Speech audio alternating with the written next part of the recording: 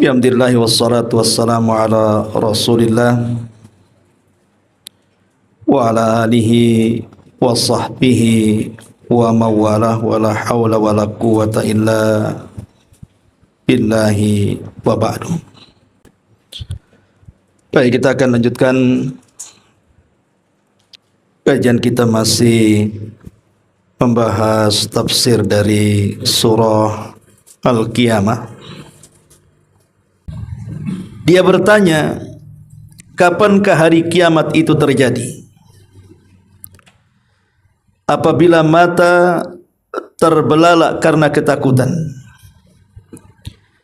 bulan pun telah hilang cahayanya, serta matahari dan bulan akan dikumpulkan. Pada hari itu manusia berkata, kemana tempat lari? Sekali-kali tidak ada tempat berlindung untuk mereka.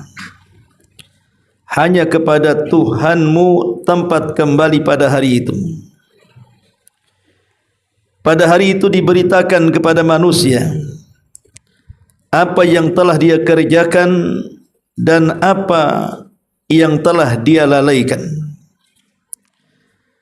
Bahkan manusia menjadi saksi atas dirinya sendiri, walaupun dia mengemukakan alasan-alasannya. Baik, ma'asyiral muslimin wal muslimat rahimakumullah. Ayat ini menjelaskan kepada kita tentang hal ihwal kondisi hari kiamat. Pertama, Allah Subhanahu wa taala mengatakan di sini tentang persoalan kiamat itu sesuatu yang disembunyikan oleh Allah Subhanahu wa taala. Tentu ada alasannya. Kenapa hari kiamat itu disembunyikan oleh Allah Subhanahu wa taala waktunya? Makanya Allah mengatakan yas'alu ayyana yaumal qiyamah. Mereka bertanya, kapan kira-kira hari kiamat? Jangankan kita, para nabi dan rasul sendiri, mereka tidak tahu kapan terjadinya kiamat.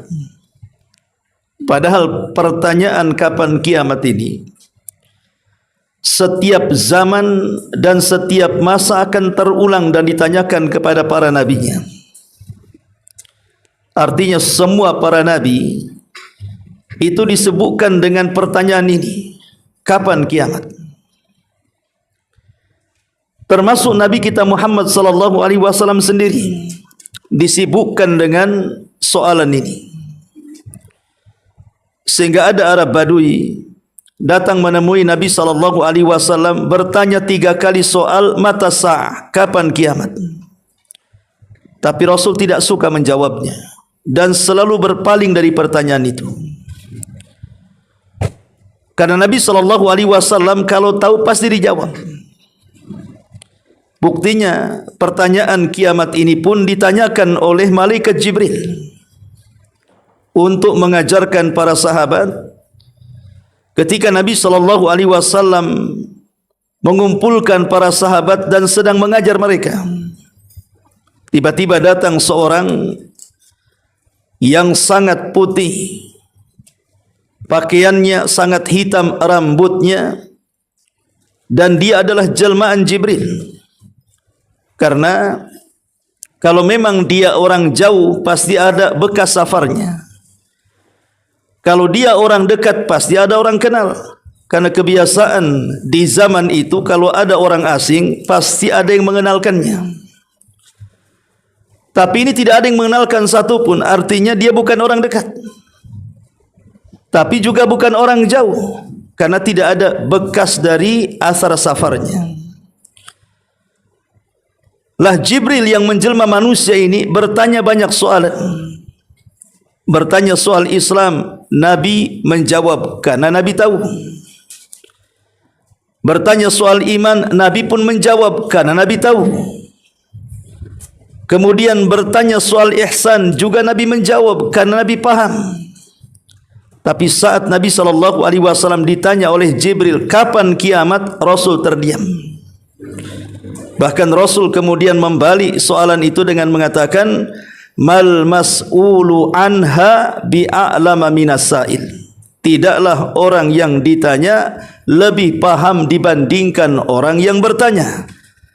Seolah-olah Rasul mengatakan, saya dan anda sama-sama tidak tahu.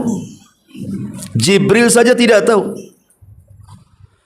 Makanya akhirnya kemudian topik pertanyaannya dirubah oleh malaikat Jibril menjadi apa tanda-tandanya, bukan kapan terjadinya. Lah sama dengan Arab Badui ini juga yang menyibukkan Rasul dengan pertanyaan kapan kiamat. Rasul tidak jawab, tapi Nabi SAW justru membalik kata-katanya dan mengatakan, wa ma'a'dadta laha, apa yang kau siapkan dengan kiamat itu? Apakah anda bertanya soal kiamat untuk melihat gunung dihancurkan, untuk melihat lautan ditumpahkan, untuk melihat bumi digempakan, untuk melihat bintang berjatuhan, untuk melihat langit digulung seperti gulungan kertas dan begitu seterusnya?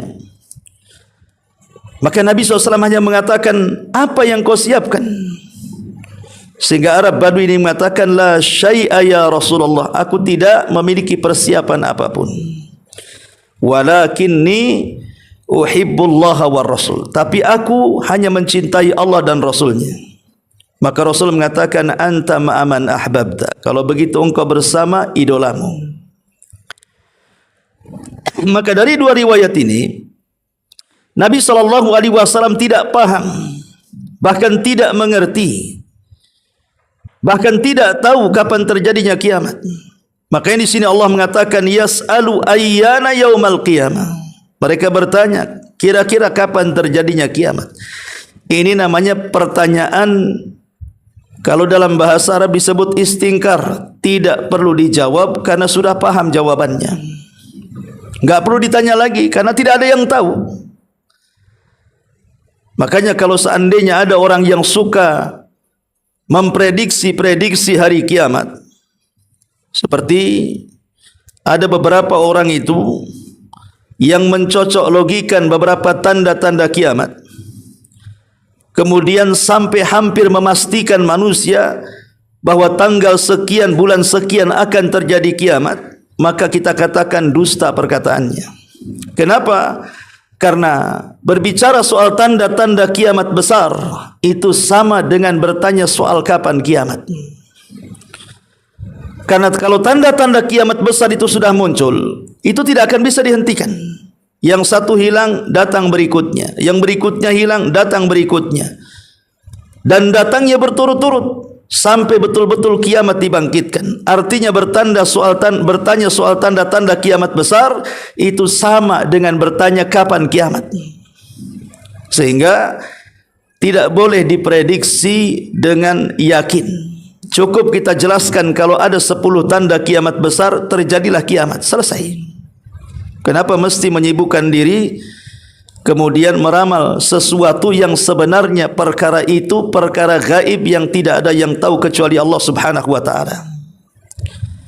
Kemudian Allah Subhanahu wa taala menjelaskan hal ihwal kondisi kiamat. Kalau seandainya terjadi kiamat, apa yang terjadi? Maka Allah mengatakan, fa idza bariqal basar, apabila mata-mata manusia terbelalak karena ketakutan. Tadi saya sudah jelaskan, sebelum saya menjelaskan ayat berikutnya, apa hikmah disembunyikannya waktu kiamat itu kepada kita. Pertama, tentu ada hikmahnya. Pertama, supaya manusia itu semangat untuk melakukan ketaatan dan amal saleh. Dengan tidak diberitahu kapan terjadinya, maka manusia itu akan lebih semangat untuk melakukan ketaatan, untuk melakukan amal saleh. Takut kalau seandainya sewaktu-waktu kiamat itu datang. Yang kedua, al-ikhtibar wal ibtila. Disembunyikannya kapan kiamat itu sebenarnya untuk ujian dan juga ibtila, untuk cobaan. Sebab dengan tidak mengetahuinya kapan kiamat, kita ini sedang diuji iman kita. Apakah yakin dengan adanya kiamat ataukah tidak yakin dengan adanya kiamat? Karena masih ada orang yang tidak yakin akan terjadi kiamat. Bahkan mereka berdalil bahwa kiamat itu tidak ada. Maka bagi seorang muslim ini ujian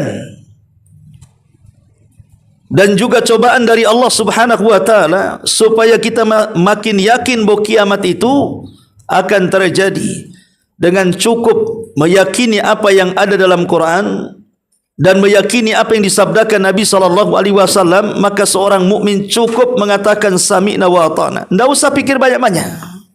Yang jelas kiamat terjadi, nanti akan terjadi. Yang penting persiapan saja. Kemudian yang ketiga, tentu izharu qudratillahil mutlaqah. Menunjukkan apa? Menunjukkan kemampuan Allah Subhanahu wa taala yang amat sangat luar biasa,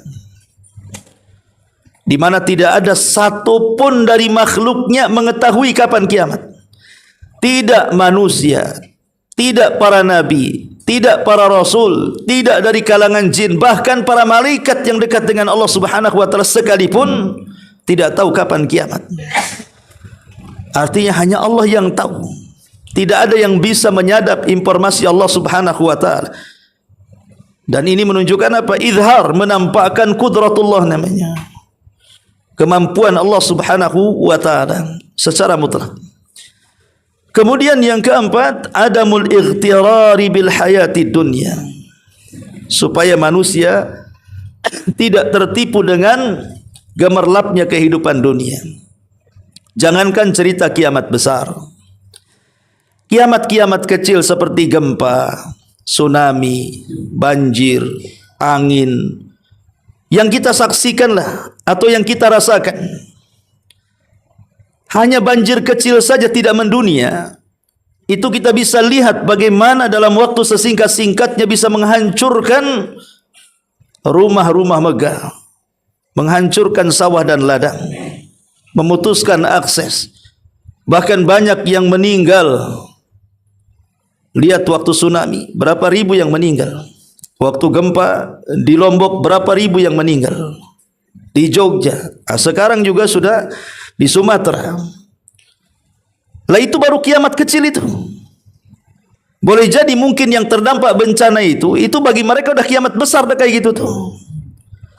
Tetapi itu menunjukkan tentang dengan meyakini adanya kiamat, bahwa segala sesuatu itu akan hancur. Maka dari sini kita akan tahu hakikat dunia, bahwa dunia ini sepanjang-panjangnya umur dunia ini pasti ada batasnya.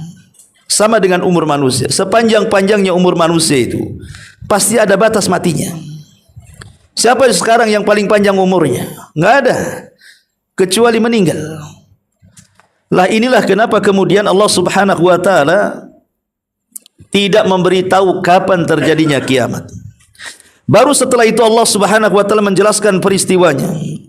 Fa idza bariqal basar, apabila mata terbelalak karena ketakutan.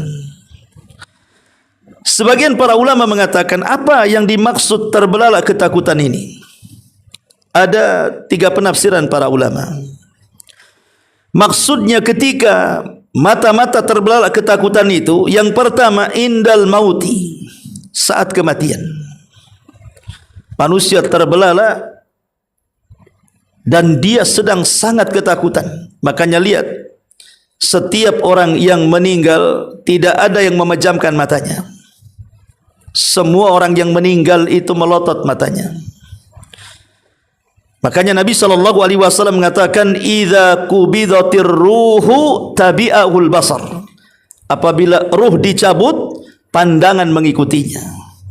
Makanya disunnahkan untuk menutup seperti ini supaya tidak menakutkan orang. Menunjukkan bahwa setiap orang yang meninggal itu dia terbelalak dan ketakutan sekali. Itu makna yang pertama. Maksudnya fa idza barikal basar indal mauti, saat kematian. Itulah saat-saat yang menegangkan dan menakutkan. Makanya para ulama mengatakan, aku tidak takut dengan maksiat yang kulakukan karena aku bisa bertobat. Tetapi aku takut saat detik-detik kematian. Karena aku tidak tahu apakah saya diakhirkan dengan husnul khatimah atau diakhirkan dengan su'ul khatimah. Ini perkataan para ulama. Karena betapa banyak orang-orang yang kemudian awalnya baik, tetapi di akhirnya tidak baik. Dan betapa banyak orang-orang yang awalnya tidak baik, akhirnya jadi baik. Dan banyak juga dari awal sampai akhir dia baik. Ada juga dari awal dia tidak baik sampai akhir pun tidak baik. Begitulah sifat manusia. Jadi yang pertama, fa'idha barikal basar, artinya indal mauti. Ketakutan yang luar biasa. Kenapa orang mati itu sangat ketakutan? Karena Nabi SAW yang menjelaskan saat kematiannya. Kata Nabi SAW, ala wa inna lil mauti la sakarat, kata Rasul. Ingatlah bahwa dalam kematian itu ada sakaratnya. Sakarat itu rasa sakit yang tidak ada yang tahu rasanya kecuali Allah. Itu namanya sakarat, maka disebut sakaratul maut. Rasa sakit yang tidak ada yang tahu rasanya kecuali Allah Subhanahu wa ta'ala. Seandainya setiap orang yang naza itu menggambarkan begitu sakitnya, tentu manusia dibuatnya tidak akan nyenyak tidur. Dia akan terbayang rasa sakit itu. Makanya satu hari Umar bin Khattab radhiyallahu an berjumpa dengan Ka'ab al-Akhbar. Ka'ab al-Akhbar itu dulunya seorang Nasrani, kemudian masuk Islam di zaman Umar dan baik Islamnya. Jadi Umar bin Khattab radhiyallahu an bertanya kepada Ka'ab, "Ya Ka'ab, hadithna anil mauti." Wahai Ka'ab, bisa enggak ceritakan kepadaku tentang kematian? Maka Ka'ab al-Akhbar mengatakan, "Ya Amiral Mu'minin, ghusnun kathirus syauki yadkhulu fi jawfir rajuli fata'khudhu kulla syaukatin bi'arakin yajdibuhu rajulun syadidul jadbi fa'akhadha ma akhad wa abqa ma abqa." Apa kata Ka'ab al-Akhbar?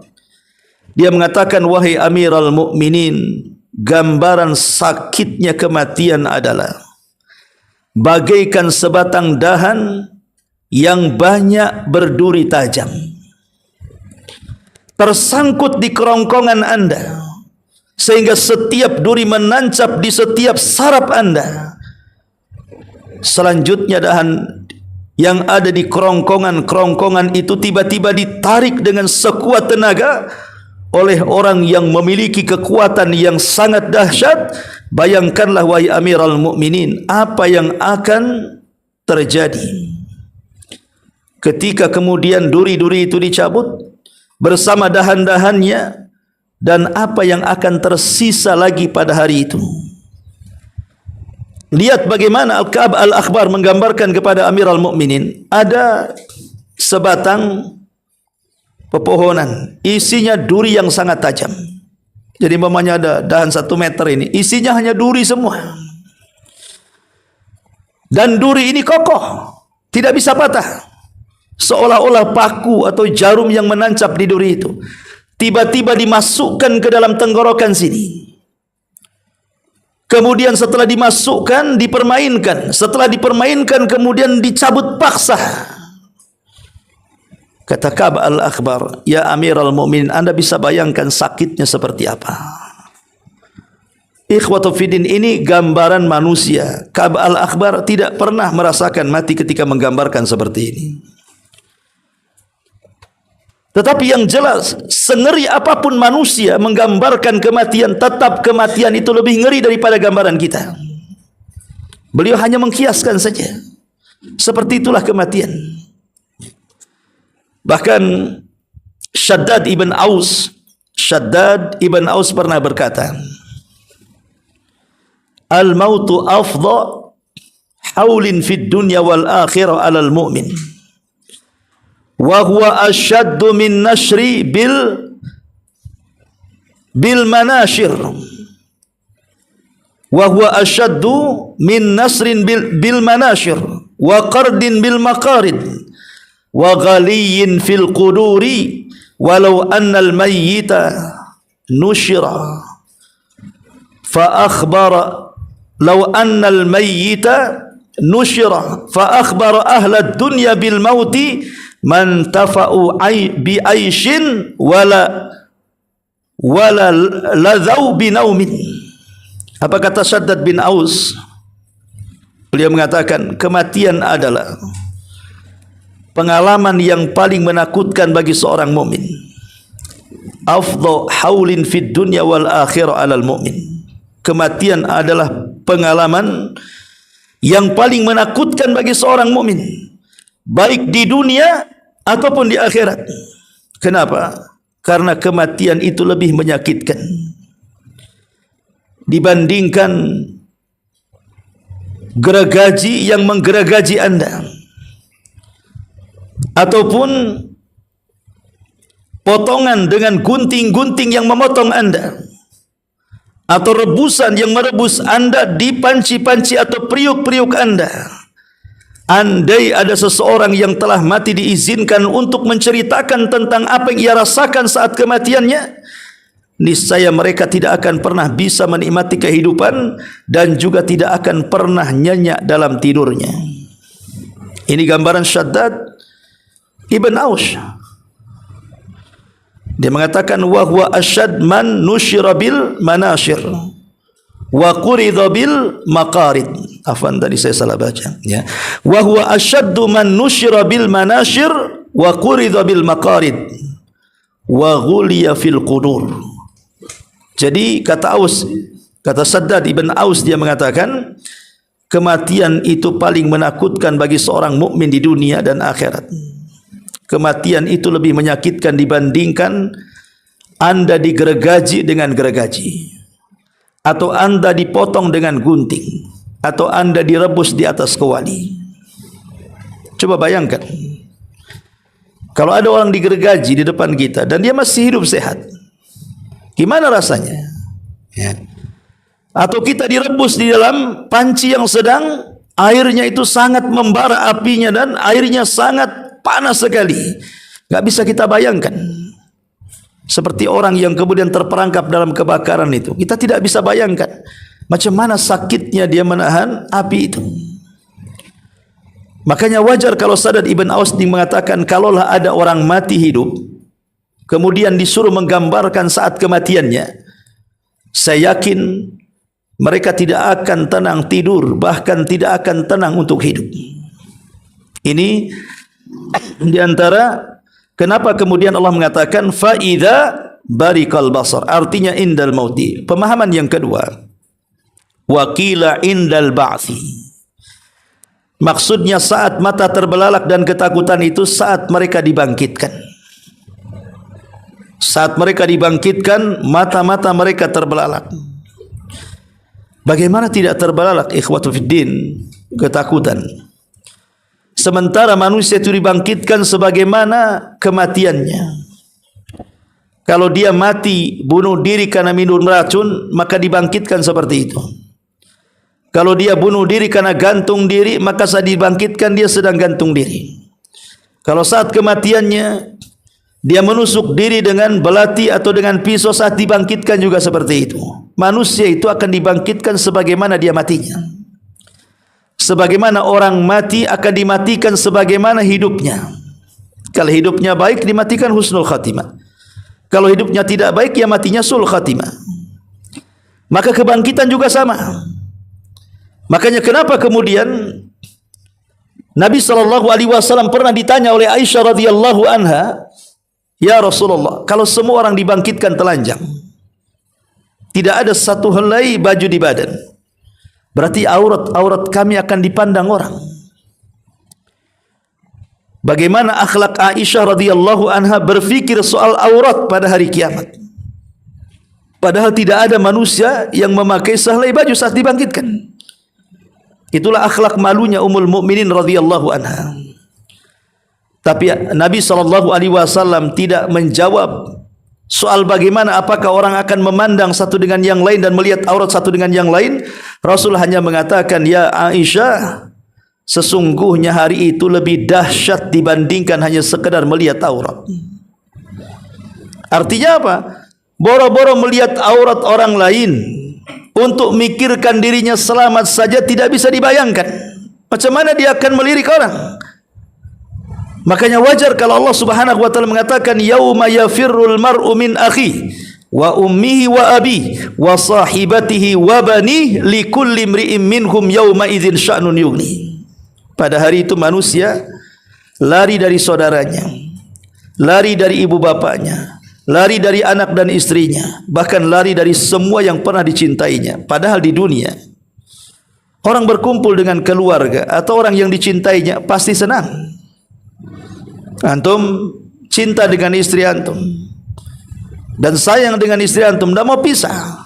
Tapi di akhirat boro-boro kita mau jumpa dengan istri, dia lari. Bahkan istri yang dekat pun kita lari. Datang orang tua kita lari. Kita datang ke orang tua pula lari. Kenapa? Karena takut dituntut haknya masing-masing.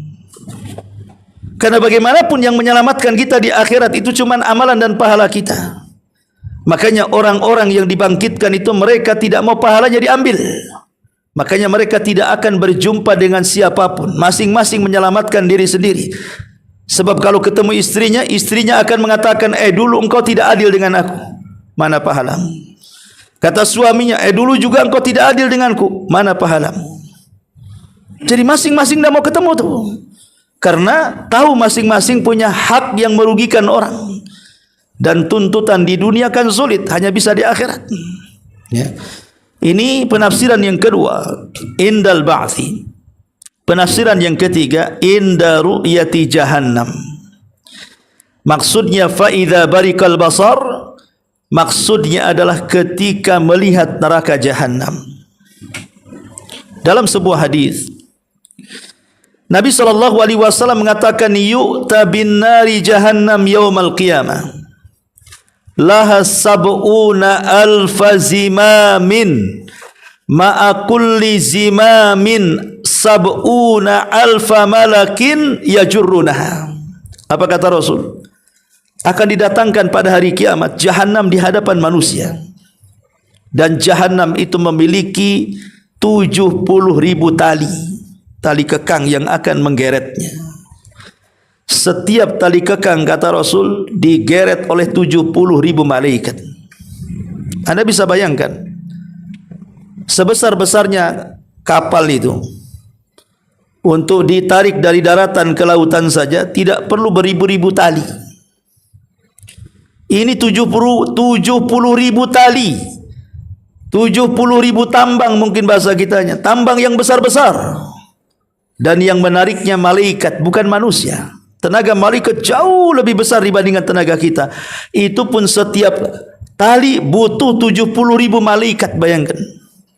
Berarti jahannam itu besar. Karena yang menariknya saja malaikat, bukan manusia. Kalau manusia walaupun sebanyak malaikat yang menarik tidak akan sanggup. Karena tidak ada yang lebih kuat dibandingkan para malaikat dari makhluk-makhluk Allah Subhanahu wa taala. Bahkan satu malaikat saja bisa mengalahkan manusia dan jin. Siapa? Malakul maut. Siapa yang bisa mengalahkan malakul maut? Satu dunia dari Adam sampai yang terakhir, semua jin dari iblis sampai yang terakhir mati iblis juga, tidak ada yang sanggup melawan malakul maut. Lah saat orang-orang kafir diperlihatkan itu, disebutkan dalam ayat surah As-Sajdah 12. Di sinilah penafsiran dari faidza barikal basar. Allah mengatakan dalam surah As-Sajdah ayat 12-nya, walau tara idzil mujrimuna naqisu ru'usihim inda rabbihim rabbana absarna wa sami'na farji'na na'mal salihan inna muqinun. Dan ketika engkau melihat mereka orang-orang yang melakukan dosa itu menundukkan kepala mereka di hadapan Rabbnya,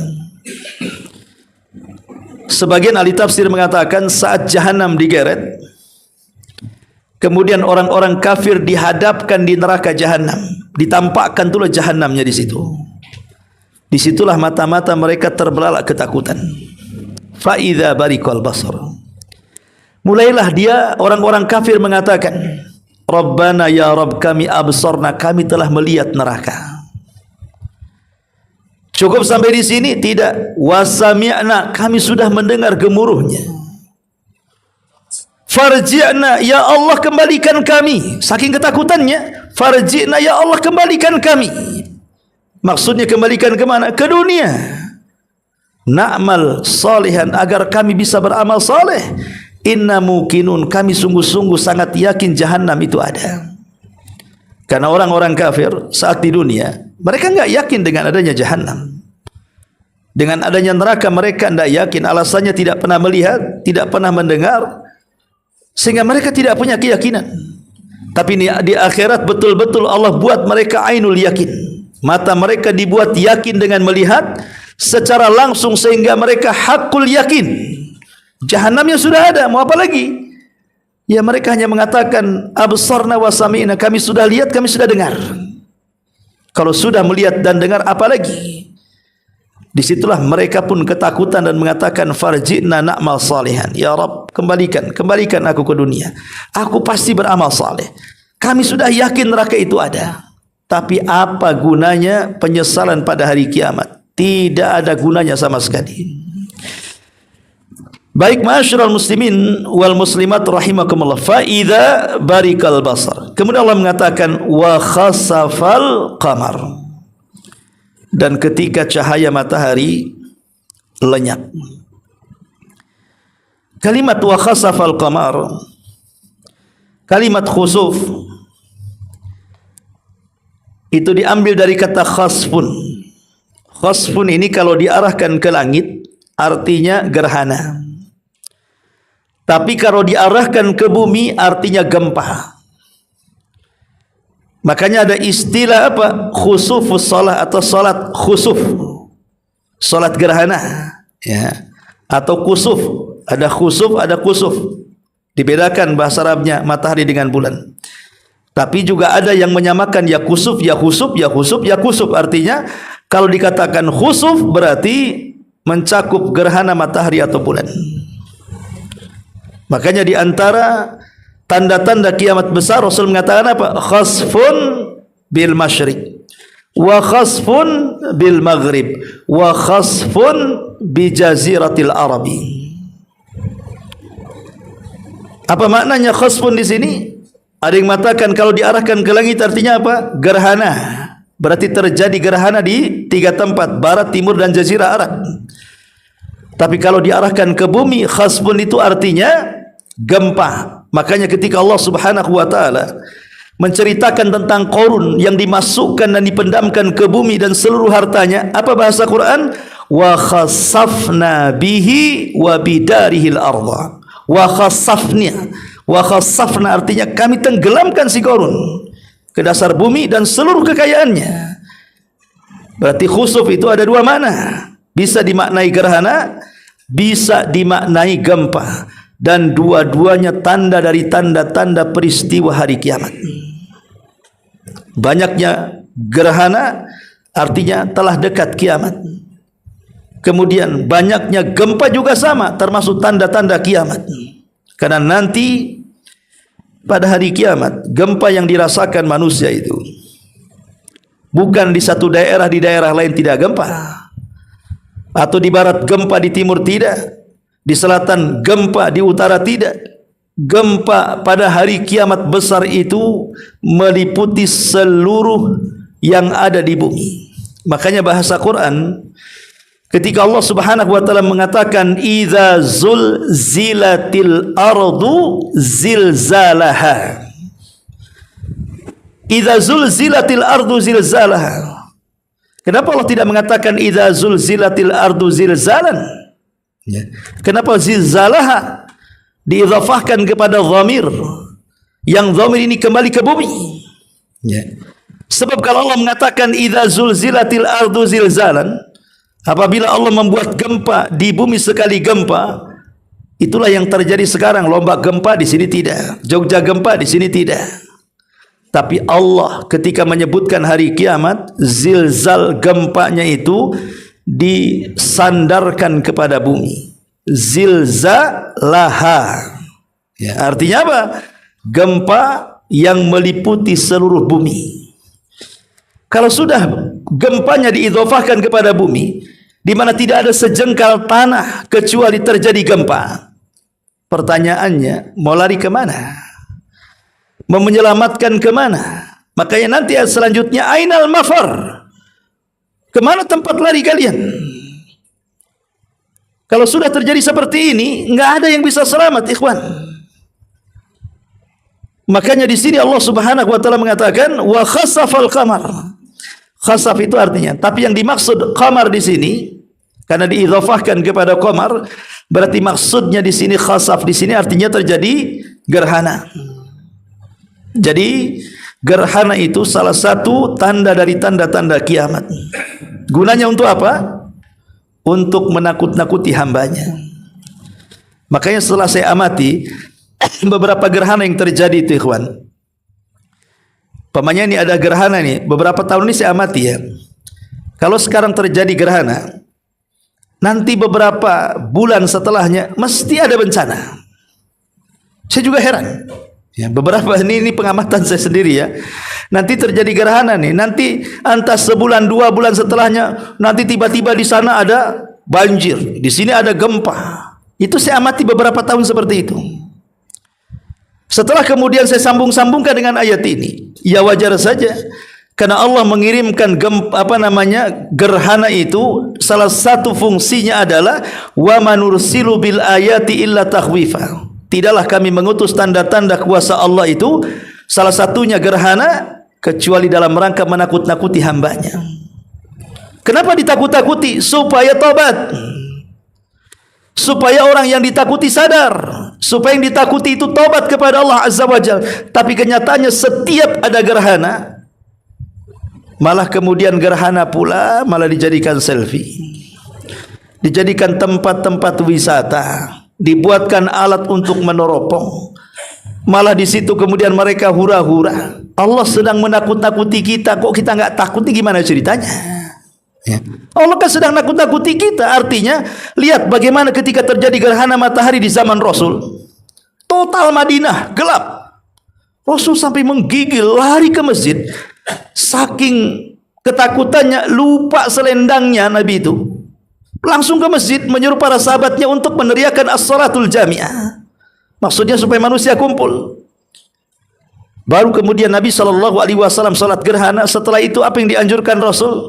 Selama terjadi gerhana ini, bersedekahlah banyak-banyak kata Rasul. Berzikirlah banyak-banyak kalian. Dan kalau terjadi gerhana, segeralah kalian salat kata Nabi. Karena Rasul menganggap bahwa itu tanda-tanda kiamat masalahnya. Makanya di sini Allah Subhanahu wa taala rentetkan perkara gerhana ini disambungkan dengan tema hari kiamat. Wa khasafal qamar. Kemudian Allah Subhanahu wa taala mengatakan wa jumi'asy syamsu wal qamar.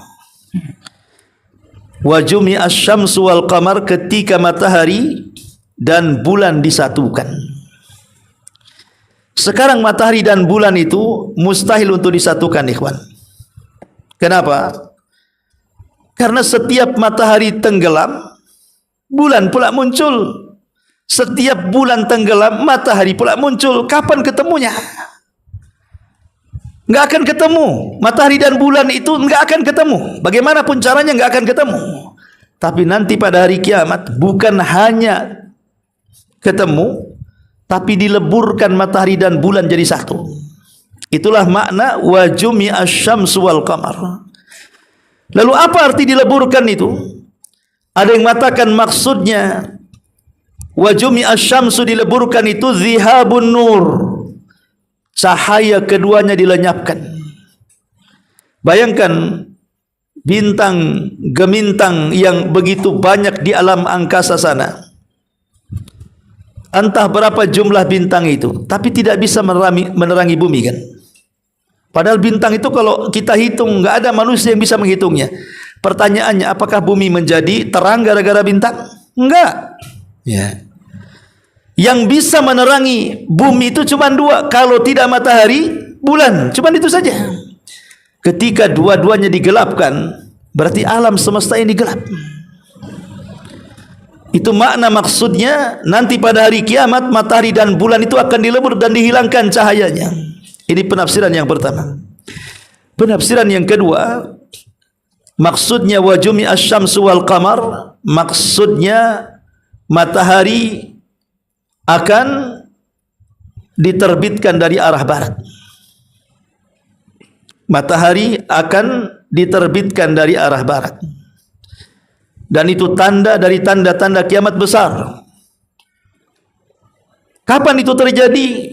Al-Imam At-Tayyibi sebagaimana dinukilkan oleh Al-Hafidh Ibnu Hajar dalam kitabnya Fathul Bari, ketika beliau beristihad tentang rangkaian atau urunutan tanda kiamat yang 10 itu, memang kita tidak bisa memastikan mana duluan mana belakangan, karena hadis-hadis tentang masalah ini banyak sekali dan tidak berurutan, sehingga Imam At-Tayyibi berusaha beristihad yang mana duluan, mana yang mana belakangan. Ini istihad beliau. Beliau mengatakan tentu mukaddimahnya dengan munculnya Imam Mahdi. Itu mukaddimahnya. Kemudian baru masuk tanda kiamat yang pertama, khurujud Dajjal. Keluarnya Dajjal. Kemudian setelah keluarnya Dajjal, turunnya Isa bin Maryam. Kemudian setelah turunnya Isa bin Maryam, munculnya Ya'juj wa Ma'juj. Ya'juj wa Ma'juj. Lah, tiga perkara ini alamat yang ada di bumi. Dajjal di bumi, Nabi Isa juga turun ke bumi, Ya'juj dan Ma'juj juga di bumi. Baru setelahnya bicara tentang kondisi alam secara umum, langit dan bumi. Apa yang terjadi setelahnya? Ada yang mengatakan setelahnya terjadi dukhan. Dukhan, di mana dukhan? Di langit. Asap hitam yang tebal itu kan di langit. Berarti ini peristiwanya sudah ke langit, enggak di bumi lagi. Kemudian setelah dukhan hilang, muncul apa? Muncul matahari terbit dari arah barat. Setelah muncul terbit dari arah barat, baru kemudian keluarlah binatang dari perut bumi yang disebut dengan dabatun minal ar. Baru setelahnya gempa dari arah timur, gempa dari arah barat, gempa di Jazirah Arab, dan yang terakhir api yang keluar dari negeri Aden dan Hijaz menggiring manusia ke Syam. Disitulah tempat dihancurkannya seluruh manusia di akhir zaman. Artinya terbitnya matahari dari arah barat itu urutan tengah-tengah, kata Imam At-Tayyibi, dan itu tanda-tanda langit. Ada yang mengatakan saat manusia tertidur, kemudian terbangun di pagi hari, orang-orang yang beriman, kebiasaan mereka, karena sudah tahu waktunya itu waktu subuh, ya mereka sholat subuh. Tapi orang-orang kafir, orang-orang fasik, mereka masih tidur karena disangkanya masih malam. Kenapa masih malam? Karena matahari tak terbit-terbit. Sampai kemudian mereka barulah terbangun siang. Setelah terbangun langit masih gelap, datang duhur langit masih gelap, datang asar langit masih gelap. Ketika waktunya bulan terbenam, muncul matahari dari arah barat. Itu maknanya wajumi asyamsu wal qamar. Harusnya bulan muncul, malah matahari yang muncul dari barat. Disitulah manusia menyesal. Dan sekalipun para penyembah berhala, mereka melemparkan berhalanya dan bertobat, tidak ada gunanya. Kenapa? Karena tobat itu di antara syarat diterimanya karena berkenaan dengan waktu. Kalau nyawa belum sampai di tenggorokan, tobat masih diterima. Kalau matahari belum terbit dari barat, tobat masih diterima. Tapi kalau nyawa sudah di kerongkongan, jangan harap tobat diterima. Atau matahari sudah terbit dari barat, jangan harap tobat diterima. Jangankan orang kafir yang membuang berhala-berhalanya, orang yang beriman, ketika mereka ingin menambah amal solehnya juga percuma. apalagi yang tidak beriman. Yang beriman ingin menambah amal solehnya saja percuma. Karena kalau sudah matahari terbit dari arah barat, artinya iman seseorang tidak bermanfaat lagi di situ. Itulah makna wajumi asyamsu wal qamar. Makna yang ketiga, wajumi asyamsu wal qamar artinya matahari dan bulan akan dileburkan kemudian dibenamkan di dalam neraka jahanam. Pertanyaannya, kenapa matahari dan bulan dimasukkan ke dalam jahanam? Apa salah matahari dan bulan? Kenapa kemudian dimasukkan ke dalam neraka? Kalau manusia jahat karena bermaksiat, melakukan kekufuran, kesyirikan, masuk neraka, wajar. Karena ada maksiat yang memasukkan makhluk ini ke dalam neraka. Lah kalau matahari ini dosanya apa? Bulan ini dosanya apa? Kenapa dua makhluk ini kemudian disatukan dan dimasukkan ke dalam jahanam? Ulama mengatakan keduanya tidak berdosa. Ketika ada orang yang menyembah matahari dan bulan, manusia yang menyembah, matahari tidak menyuruh untuk menyembah dirinya. Bulan juga tidak menyuruh manusia untuk menyembah dirinya.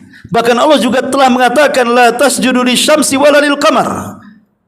Jangan kalian sujud kepada matahari dan bulan. Lalu kenapa matahari dibenamkan dengan bulan ke dalam jahanam? Pertama, kata ulama, untuk membantah para penyembah matahari dan bulan. Karena di dunia ini masih ada orang yang menyembah matahari dan bulan kan. Pagi-pagi ambil lidi, nanti ngadap ke mana gitu kan. Nanti pas tenggelam gitu juga ambil lidi, ngadap ke tenggelamnya kan. Ya, kan ada tuh orang-orang yang masih menyembah terbit dan tenggelamnya matahari. Ya. Nanti pada hari kiamat Allah tenggelamkan matahari dan bulan ke dalam jahanam supaya mereka tahu bahwa keduanya makhluk, bukan Tuhan, bukan sesembahan yang harus disembah. Makanya dipendamkan. Inilah Tuhan yang selama ini kalian sembah ada dalam jahanam. Yang kedua, supaya manusia tahu bahwa keduanya di bawah genggaman Allah Subhanahu wa taala. Allah yang mengedarkan matahari terbit kemudian tenggelam. Allah juga yang mengedarkan bulan mulai muncul sampai tenggelam. Termasuk yang memendamkan matahari dan bulan ke dalam jahanam juga atas kuasa Allah menundukkan keduanya dan memerintahkan keduanya. Dan itu bentuk kudratullahi azza wa jalla.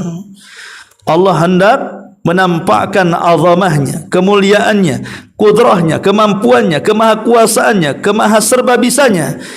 Karena Allah Subhanahu wa taala layak disembah sementara keduanya tidak layak disembah. La tasjudu lisyamsi wala lil qamar wasjudu lilladzi khalaqahunna in kuntum iyyahu ta'budun. Jangan sembah matahari, jangan sembah bulan, tapi sembahlah yang menciptakan keduanya, kata Allah. Kalau kalian benar-benar menyembah Allah Subhanahu wa taala. Kemudian Allah Subhanahu wa taala mengatakan wa jumi'asy syamsu wal qamar yaqulul insan yauma idzin ainal mafar kalla la wazar ila rabbika yauma idzinil mustaqar.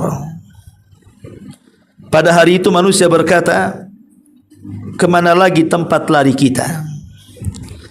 Allah jawab, sekali-kali tidak bisa lari karena tidak ada tempat perlindungan pada hari itu. Tetapi ada satu-satunya tempat perlindungan hanya kepada Rabbmu, tempat kembali pada hari itu. Ma'asyiral muslimin yang dimuliakan Allah Subhanahu wa taala, ingat kalimat ainal mafar. Artinya pada hari itu tidak ada satupun penjaga yang bisa menjaga, pelindung yang bisa melindung, pembela yang bisa membela. Bahkan pada hari itu semua orang akan mencari pembelanya masing-masing. Di dunia kalau ada kesulitan, mungkin kita bisa mencari pembela kepada orang-orang yang jauh lebih kuat dibandingkan kita, entah menyewa lawyer, pengacara atau semacamnya, atau punya kerabat jadi jenderal, jadi polisi dan begitu seterusnya, atau pejabat ini pejabat itu. Di dunia ya, tapi di akhirat lawyernya bingung cari lawyer. pejabatnya juga sudah tidak menjabat, jenderalnya sudah tidak jadi jenderal, semuanya sama, ya. Sehingga mau minta perlindungan kepada siapa? Ainal mafar? Kemana kalian akan pergi meminta perlindungan? Tidak ada. Perlindungan itu hanya satu. Kalau ingin selamat, fafirru ilallah, maka larilah menuju Allah subhanahu wa ta'ala. Dengan apa? Dengan iman saat di dunia, dengan amal soleh saat di dunia, dengan salat, dengan baca Quran, dengan zikir, dengan taubat, dan begitu seterusnya. Siapa yang lari di dunia menuju amal solehnya, maka dia di akhirat akan lari menuju Tuhannya, menuju Rabbnya. Tapi siapa yang lambat iman amalnya di dunia, maka dia pun akan lambat dapat perlindungannya. Bahasa ulama, siapa yang banyak berdiri di dunia karena salat, maka dia tidak akan lama berdiri di padang mahsyar. Dan begitu seterusnya. Dan siapa yang gelap-gelap dia beribadah, maka dia akan mendapatkan cahaya pada hari kiamat. Rasul mengatakan, basyiril masya'ina fi dhulami minal laili ilal masajid. Beri kabar gembira orang-orang yang berjalan di kegelapan itu menuju masjid-masjid untuk salat. Sebagian ahli hadis mengatakan maksudnya solat isya dan solat subuh, karena itulah waktu yang gelap, ya. Maka siapa yang berjalan di kegelapan untuk beribadah, di akhirat dialah yang paling terang cahayanya. Itulah kenapa Allah subhanahu wa ta'ala mengatakan ainal mafar, kemana lagi tempat lari? Ila rabbika yawma idzin mustaqar, hanya kepada Allah. Kepada siapa lagi? Karena kallala wazar, memang pada hari itu tidak ada perlindungan lagi kecuali kepada Allah subhanahu wa ta'ala. Ma'asyiral muslimin yang dimuliakan Allah subhanahu wa ta'ala. Kemudian Allah mengatakan, yunabba'ul insanu yawma idzin bima qaddama wa akhar. Pada hari itu diberitakan kepada manusia apa yang telah dikerjakannya dan apa yang telah dilalaikannya. Ada beberapa penafsiran apa yang dimaksud qaddam dan apa yang dimaksud akhar di sini. Ada yang mengatakan maksudnya qaddam itu kemaksiatan dan akhar itu artinya ketaatan. Jadi pada hari itu manusia akan menghabarkan tentang perbuatannya di dunia, dari perbuatan maksiat ataupun perbuatan ketaatan. Siapa yang memberitakan itu? Yang memberitakanlah catatan-catatannya. Karena ingat, setiap perbuatan kita di dunia itu ada catatannya masalahnya. Siapa yang mencatat? 4 malaikat.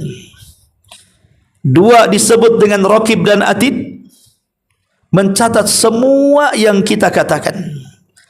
Baik ucapannya penuh dengan pahala, baik ucapannya penuh dengan dosa, baik ucapannya tidak terkandung pahala dan dosa, semua dicatat dalam bentuk pertanggungjawaban di hadapan Allah. Tapi yang dihisab tentu 2, yang ada pahala dan dosanya. Adapun yang tidak ada pahala dan dosanya, yang tidak ada hisabnya, ya. Dan perbuatan kita akan dicatat.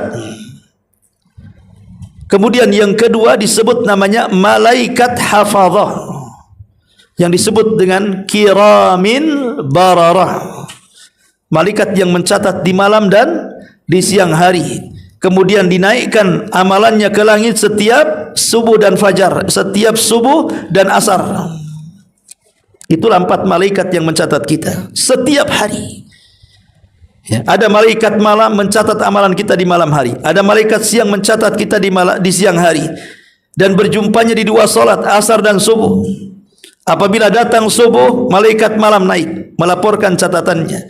Apabila datang asar, malaikat siang naik melaporkan catatannya. Itu selain daripada Raqib dan Atid. Lalu siapa yang akan mengelak dari catatan ini? Semua akan menghabarkan. Bahkan semua akan jadi saksi. Bumi saja akan menghabarkan. Yauma idzin tuhadditsu akhbaraha. Pada hari itu bumi akan melaporkan apa yang terjadi di permukaannya.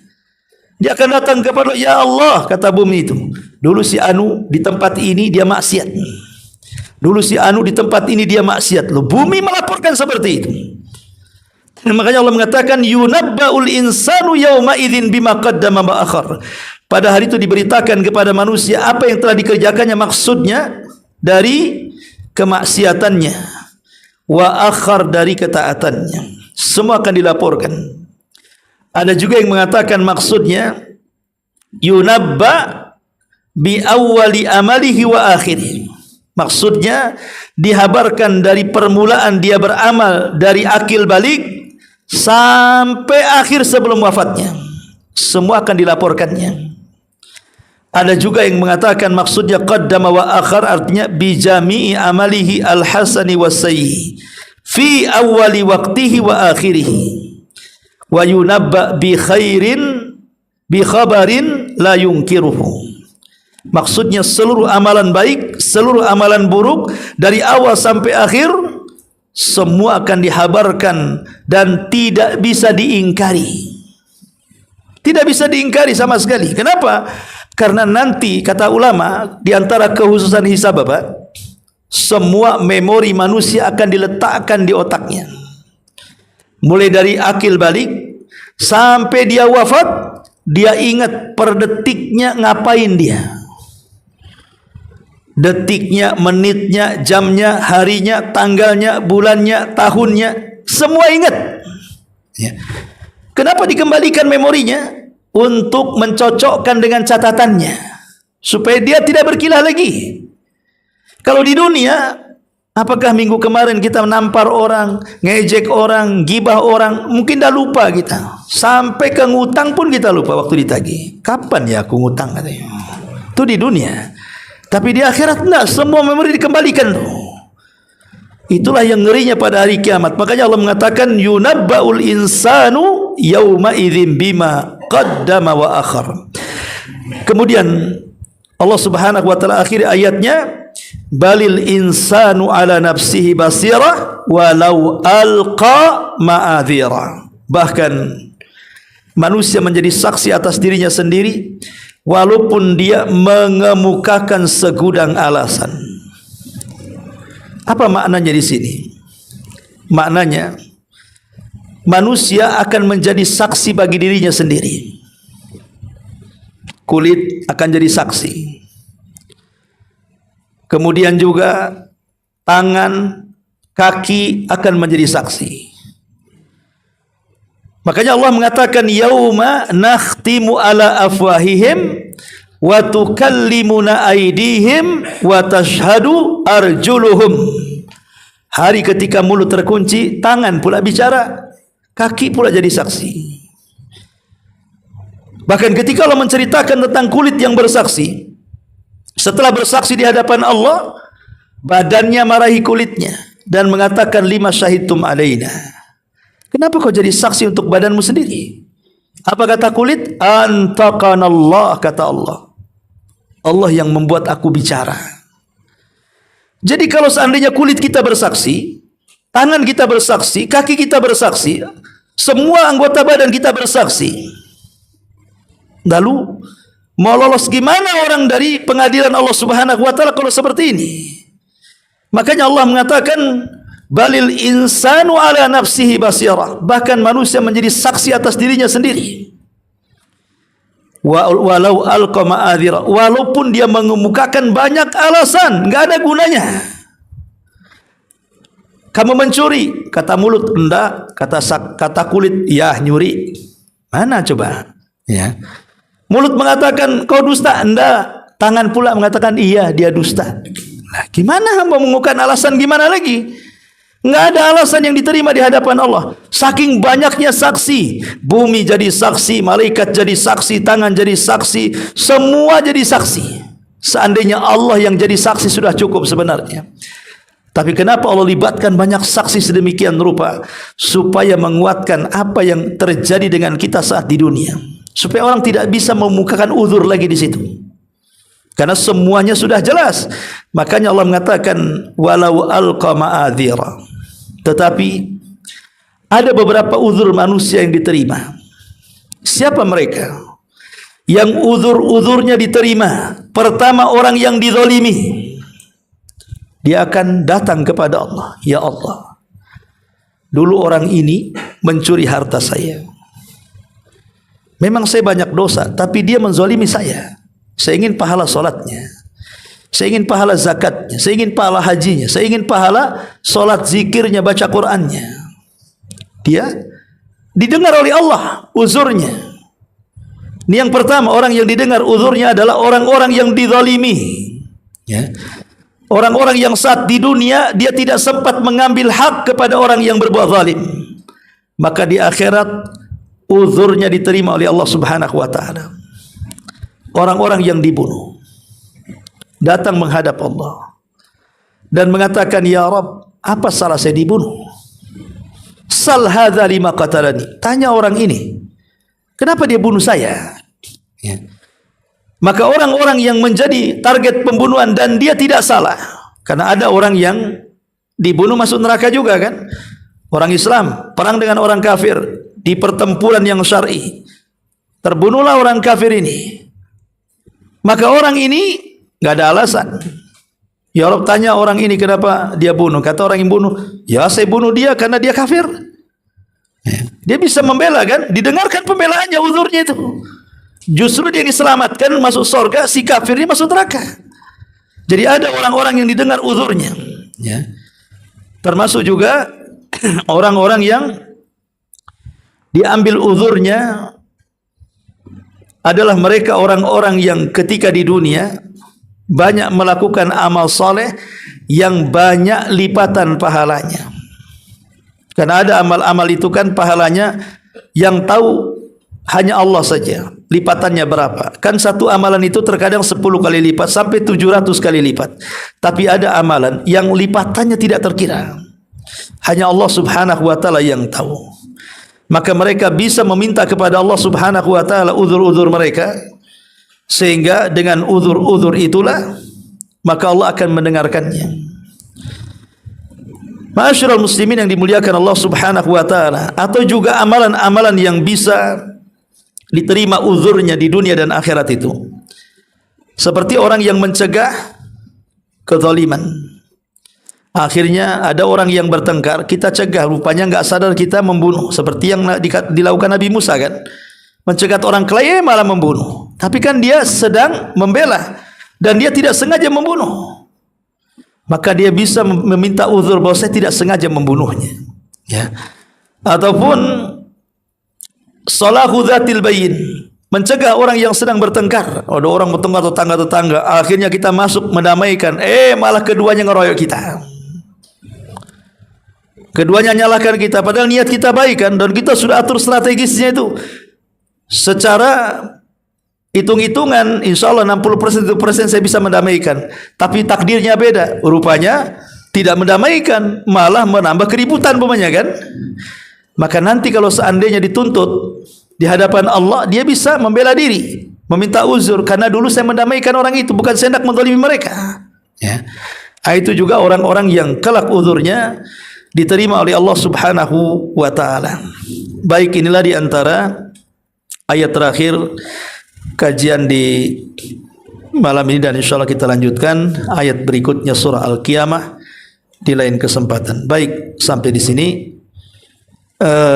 Mungkin ada yang bertanya, silakan. Suara saya juga sudah mulai soak ini kan.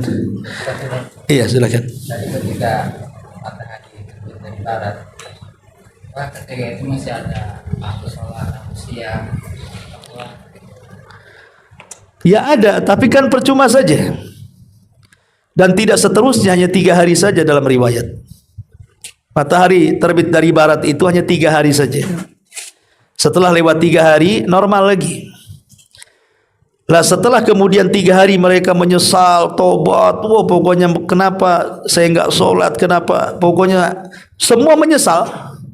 Tapi setelah kemudian matahari normal kembali dari timur, sebagian orang lupa dengan itu.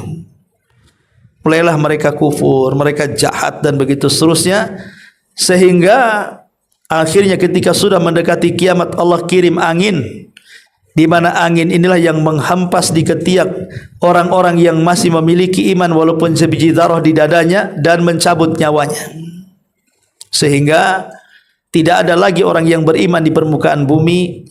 Yang ada hanya orang kafir, fasik, munafik saja. merekalah yang akan merasakan tiupan sangkakala pertama. Orang yang beriman tidak akan merasakan kiamat pertama, karena meninggal sebelum kiamat dengan angin.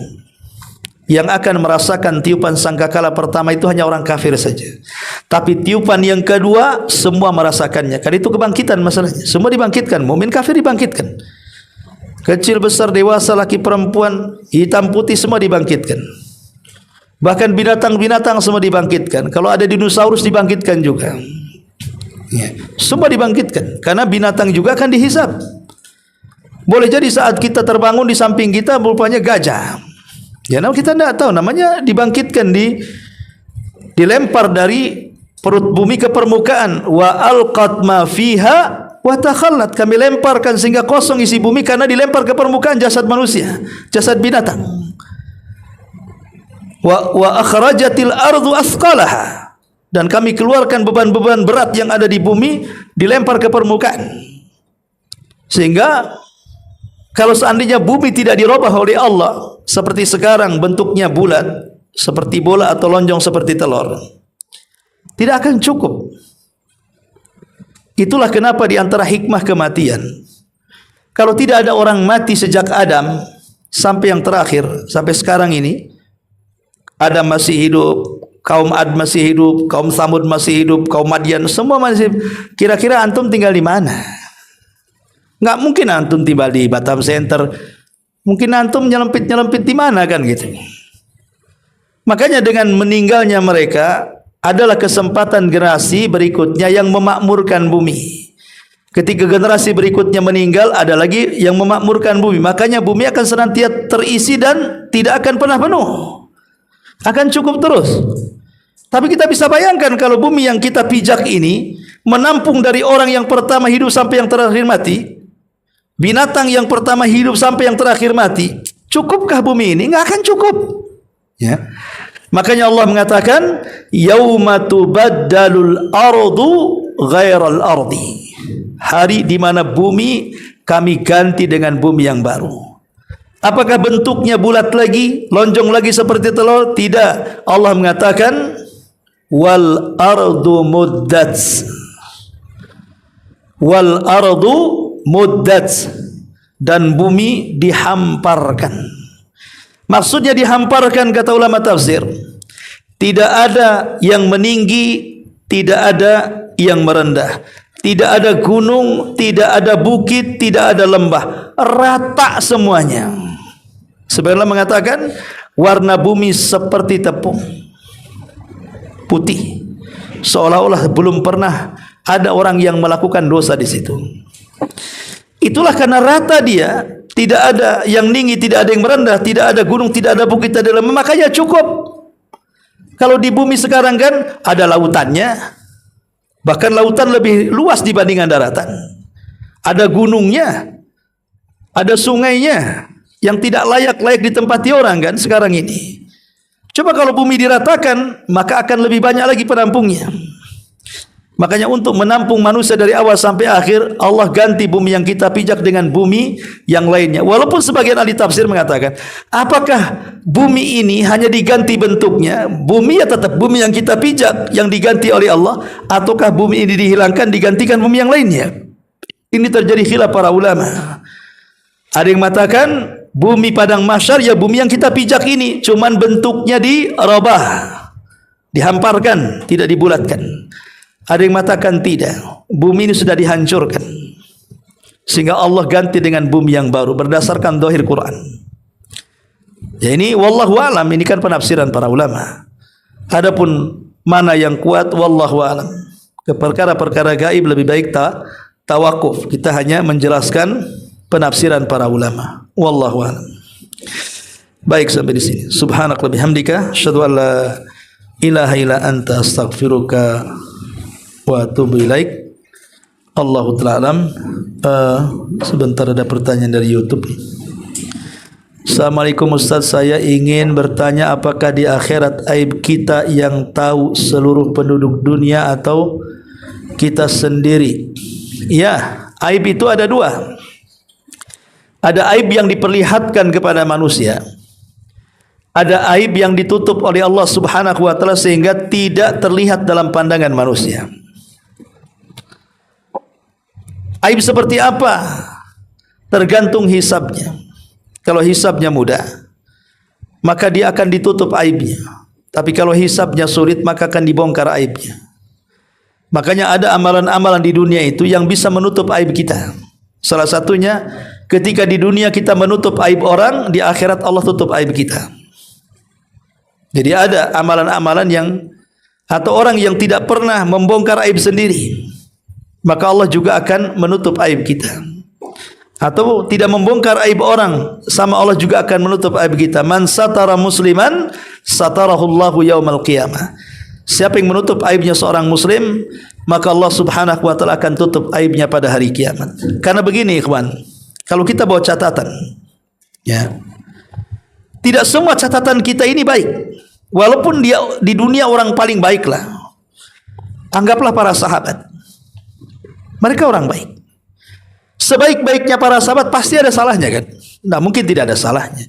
Artinya seputih-putihnya catatan pasti ada hitamnya di situ. Lah saat membaca catatan itulah perubahan badan pada diri kita nampak. Saat membaca catatan itu, wajah kita semakin bersinar, ya. Tetapi saat kemudian kalau ya pas catatan yang baik bersinar, tapi pas dibaca catatannya yang buruk maka menghitam. Lah saat dia membaca di hadapan orang itu, pas catatannya yang buruk Allah tutupi dengan tabirnya, sehingga manusia tidak tahu wajahnya yang buruk itu. Tapi pas dia membaca catatan yang baik dibuka lagi tabirnya, sehingga manusia tahunya dia hanya bercahaya saja wajahnya. Itu kalau hisabnya mudah. Kalau hisabnya mudah seperti itu. Makanya Allah mengatakan dalam hadis ketika bicara soal hisab mudah, ketika bahasa kitanya Allah menginterogasi satu persatu, ditanya soal dosa-dosanya, dia pun mengaku dan tidak membantah, maka Allah mengatakan satartuka laka fid dunya wa ghafartu lakal yauma. Dulu di dunia ku tutup aib, maka di sini pun ku ampuni dosamu. Ya. Wallahu a'lam.